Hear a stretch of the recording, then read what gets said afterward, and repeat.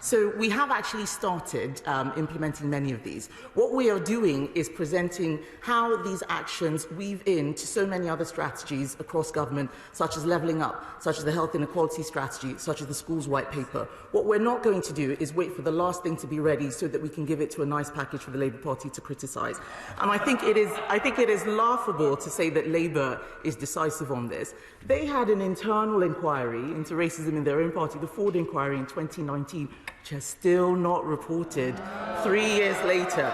So it is a joke for them to sit there, to stand there and tell us that we're late a year after we've actually started implementing the actions.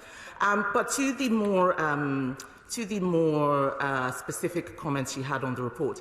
It is not true that the Commission's report denied the existence of structural racism. It is not true, and if it did, she would have been able to stand there and read out the section. In fact, what the Commission said is that they did not find institutional racism in the areas they examined. And there is a rhetorical trick that is happening around this question. There is a difference between racism and institutional racism, which has a very specific definition as defined by Macpherson.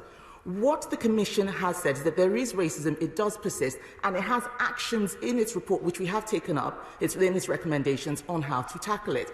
It is quite wrong to conflate the two. We see crime in our country every day, yet we do not say that this is an institutionally criminal country. And that is the same way that we look at accusations of racism.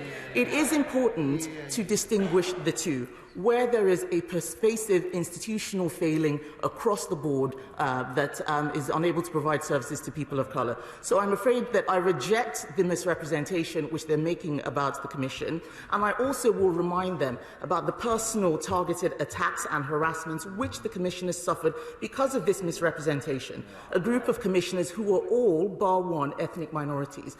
I am very committed to ensuring that ethnic minorities in public life get a fair say and have their voice.